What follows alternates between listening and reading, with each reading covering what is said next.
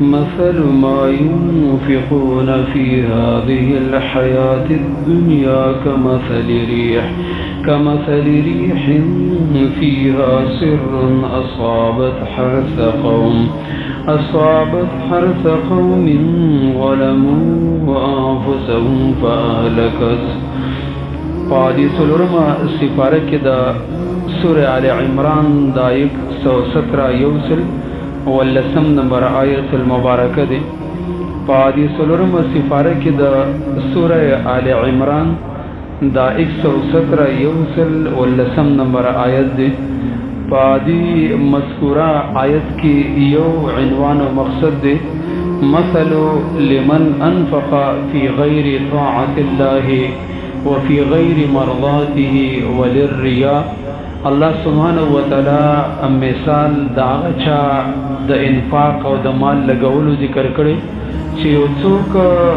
مال د الله د طاعت او د الله د دین نه بغیر او د الله د پسند او د رضا نه بغیر پریاکاری کی او دا رنګ د اسلام په خلاف باندې مال لګي، نو الله رب العالمین وی چې د دې د عمل اسلام نشي مغلوبه کوله او دی په دې خپل مال لګولو باندې حسرت او افسوس او تاوان بخاره کی.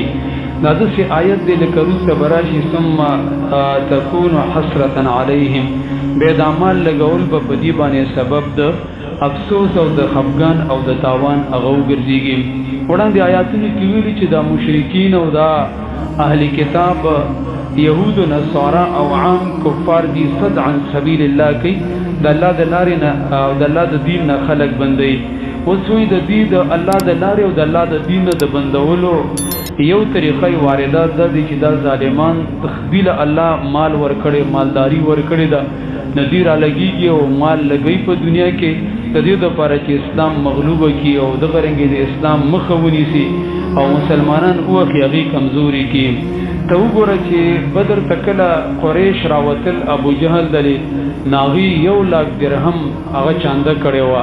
مگر اسلام له شکست ورنکو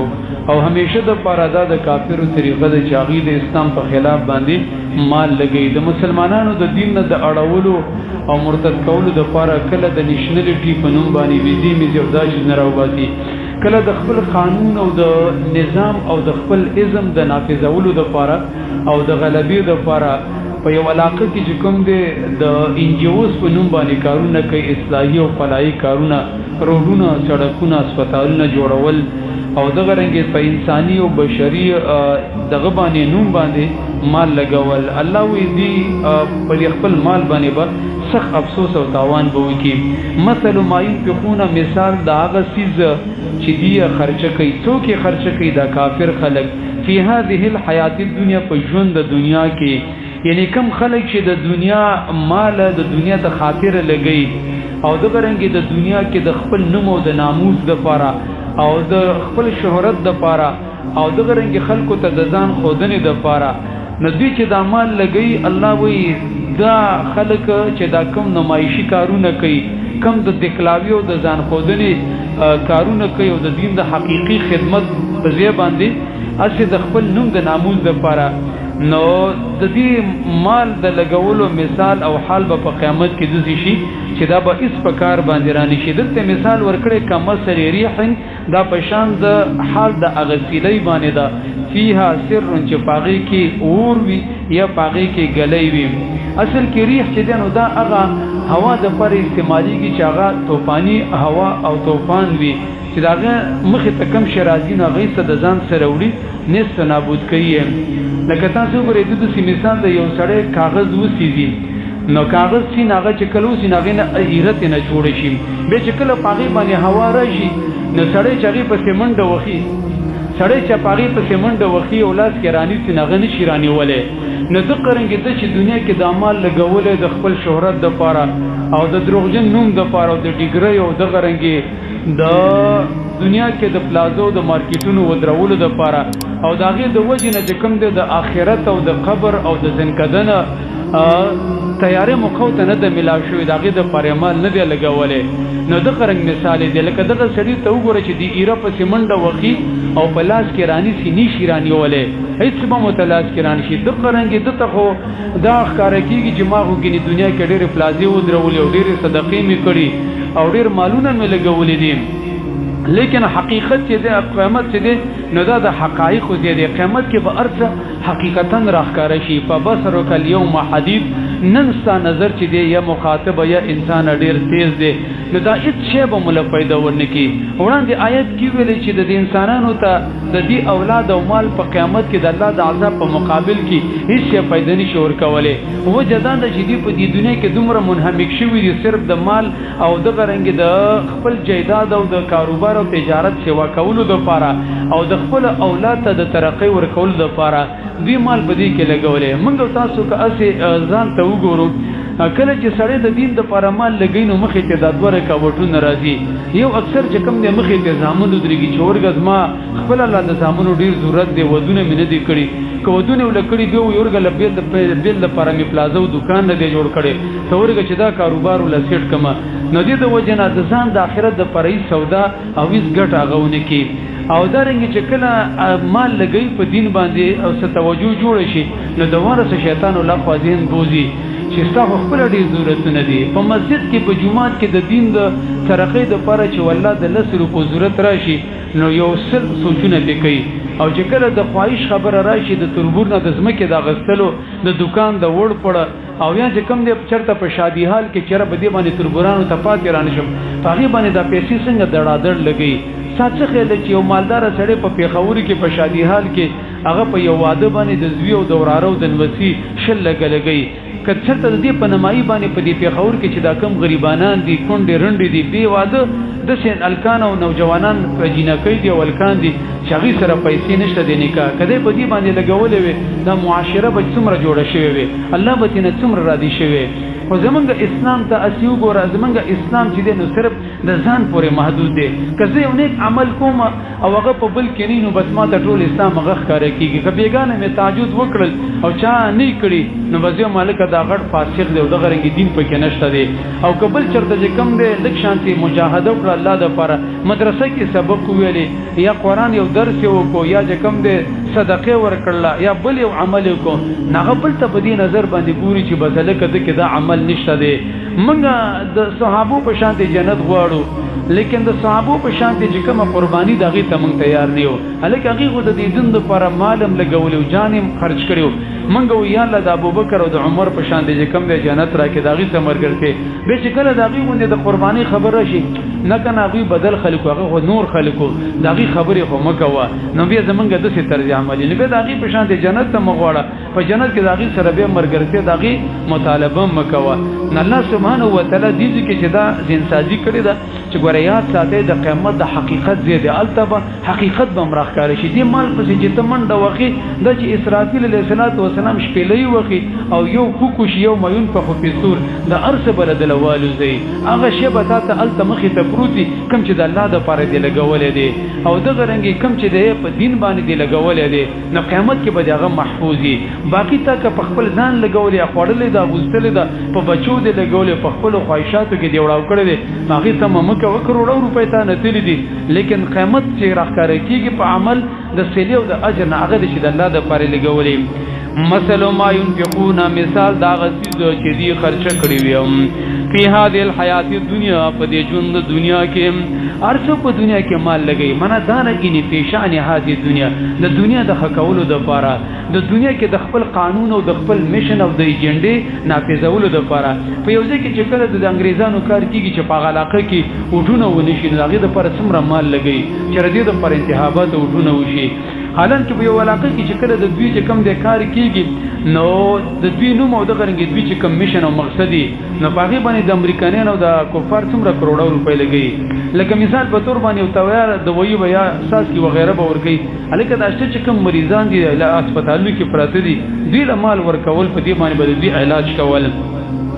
لکه دا اوس تاسو ګورئ په افغانستان کې چې دا زلزلہ راغلی ده او څومره خلک بې کوره شو دغه رنګې زخمیان هم مړه شو تاسو ګورئ دا کفري ملکونو ته هېڅ امداد او دغه ته نه کوي ځکه دې کې د دوی څخه ظاهره کې خیر نشته دی وي دلته زمونږ څه مقصد نه پوره کېږي څومره ورځې د هغې وشوللې پنځمه شپږمه ورځ ده حالانکه چې کله په یو ځای کې د دوی څخه مفادي نه الته به ته وګوره په ګڼټو کې د دوی مدد درغه رسېدلې او د دوی جازونه او د غرنګ د دوی بیړۍ الته رسېدلې نه الله دې د دنیا د پر ادا کار کوي کما سلی ریحین دا پشان د حال دا غسیلې باندې دی فيها سر چې باغې کې یخنی او غلې ویم اصابت حرث قوم ورسیږي هغه فصل دی یو قوم تم ظلموا انفسهم ذات قوم چاغي ظلم کړي په خپل ځانونو باندې فاهلكتن فصل الله تعالی هلاکی غیلرم الله د دې بدبخت او د دې شقی کافرو مثال دا چا څور کړي چې یو سړی فصل هغه وکړو او دا فصل چې دینو هغه خشین مزیدار راوخته دې زمیدارو ته تمه د چیرې په دې باندې کومه ډیره خرچه کړی دا او سبا بیګا کې دا د کرلو د لو کولو قابل نه صفه الله یې ستند راولېږي طوفان پر راولې غلې لمزنا ارسوي سي خواري املاړه هغه باندې چې کم بیج او تخم او کم کاد او سره هغه پیسې او خواري چې بار چې د من لاړل د قرنګ دی په دې تمه باندې دي چې موږ ډیر مالونه لګولې دي روډونه سړکونه هسپتالونه جوړ کړي او ډیر اصلاحي او فلاحي ادارې دغه کړي فالله ادارې به د من لاړ شي نه لکه دا مال او عمل بربادول او د دومره مال چې دوی لګولې دا ظلم نه دی ویننا وما ظلمهم الله والله تعالی ظلم نه دی کړي په دې باندې ولکن انفسهم یظلمون لکن دی اصل کې په خپل ځانونو باندې ظلم کړي ګناه چې دی وکړله نو بازار ځان ته ټمبم کې خودو بلکې د دین هم ډیر خطرناک نو بس به ویریږي ګناه چې دی وکړله ټول نظام دی ځان ته وسکو دا قانون یاد ساته چې معصیت ګناه او ظلم دی وکړو پتا براګرځي اکثر د دې ګناه نه تعبیر قران په ظلم باندې کوي ته اشاره ده چې ګوره ظلم مکوا ناشنا خبره ده چې د دې نورو ګناہوں کې الله صبر کوي یقینا که زنا کې د تکي او د غرنګ چې کم دی په دې نورو کې د تکي خو ظلم کدي وکړو ضربر دا چې الله رب العالمین بدی شي او دا د الله د قانون الهي او ضابطه ده چې چا سره ضربر ظلم کو ډیر زر بدر باندې راګرځي یا پتا باندې یا ستا په بچی باندې یا ستا په کاروبار او په بدن کې الله رب العالمین د قانون خلې چې الله وی ګوره د دې ګناه سره او د معصیت سره ما مصیبت تړلې دي م په ورده او دا بندگان په دې وردي دغه مثال دی لکه یو سره زار خوري الله وی دا زار م پرې دي چې کم د تاسو بدن خرابيږي پکې مړی کلمو کینسر ته لګيږي اوس یو سړی خوري ناغدي په الله باندې پړو ملامتي نه ورچي وجدانه چې د خپل قابل د ملامتي دی الله تعالی می عقل او شعور درکړي به د الله قانون دی چې ظلم سو کوي که مسلمان دی او که کافر دی نه هغه باندې بداغي انجام راګرځي د سې مثال دی لکه یو سړی چې دغه اوس کې دغه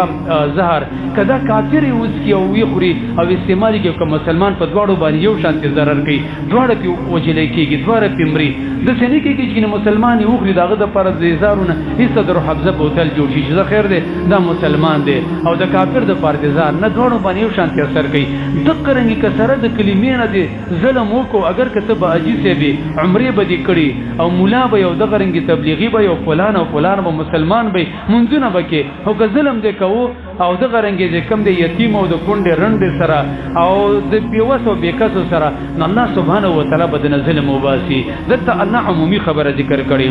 مثل ما ينفقون مثال دا غسیز چې دا کافر خلقي خرج کوي فی هذه الحیات الدنیا د پاره د ژوند د دنیا د ژوند خکولو ترقی د پاره کما سلیری هندا پشان د مثال د حال دا غسیلې باندې دي فی حاصرون چې پاګه کیه غلې وي اصابت حرث قوم ناغه ورسیږي فصل د یو قوم ته ظلموا انفسهم ظلم کړي د قوم په خپل ځانونو باندې فالکتون فصبوا هلاک غیلرم وما ظلمهم الله والله ظلم نه دې کړي په دی باندې ولکن انفسهم یظلمون لكن دی په خپل ځانونو باندې خپل ظلم کړي الله سبحانه و تعالی دې موږ اساسه د فراد د قران کریم دا اوریدل اول د مغفرت او د ګناہوں د معافی ذریعہ وګرځي رب العالمین دې د خپل کتاب په وجبانی موږ ته په دنیا او آخرت کې هغه خیرونه برکتونه هغه خیګړي راکړي چې رب العالمین په موږ سره وعده کړی او د رسول په موږ ته خبر راکړي الله په امت مسلمه باندې رحم وکړي د دې قران د خاطر او د دې په توفیق او برکت باندې رب العالمین زمونږ حالت په عافیت باندې بدل کړي دا کوم آسماني آفتونه تندرونه زلزلې سیلابونه چې په موږ شروع دي په دې امت باندې رب العالمین دا په عافیت باندې بدل کې خپل رحم شفقت او مهرباني را باندې وکړي یالله موږ له د توبې وستلو او د تانه د معافۍ د غوښتلو چلم ناراضي رب العالمین او خپل رحم ته په موږ باندې وکړي زموږ ګناهونو ته زموږ کوتاهو ته زموږ تقصیر ته موږ رب العالمین موږ سر نه تر د خپل پورې په ګناهونو کې لطفت یو رب العالمین موږ له حیام را دي چې تاسو لاس پورته کړی دی په دې ګناهګار لاسونو باندې د تاسو مطالبه کوو رب العالمین تا په دې ابلیس مطالبه پوره کړی و رب العالمین موږ به استا کلمه وایو ستانو مخلوقات د نبی باندې د ایمان دعوه کوو یا الله د افغانستان په مسلمانانو چې دا کوم ستونزې مشکلات راغلي رب العالمین دې باندې باقي خوشحالي نه راولي د امن او امان د خوشحالي او د امن او د سکون ژوندۍ ولور کی او دارنګ په تمام امت مسلمه باندې رحمت وکړي وصلی الله